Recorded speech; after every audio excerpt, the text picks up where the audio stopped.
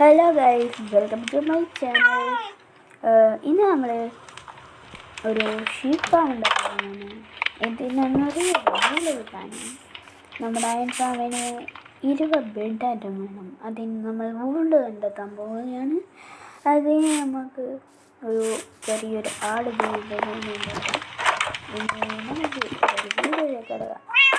അതാണ്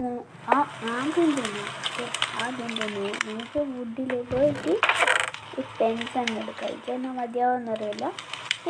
ഇല്ലെങ്കിൽ ഞാൻ വീടില്ല ഇതെടുത്തോളൂ.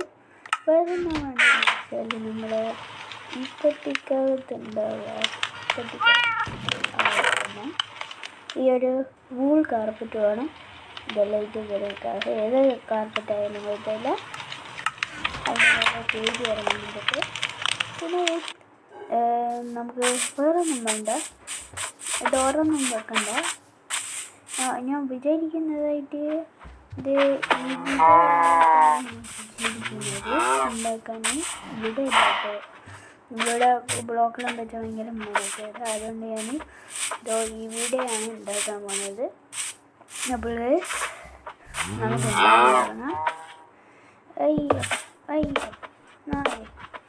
ഓക്കെ, ഇനി നമുക്ക് ഡേർട്ടെല്ലാം എടുത്ത് വെക്കണം.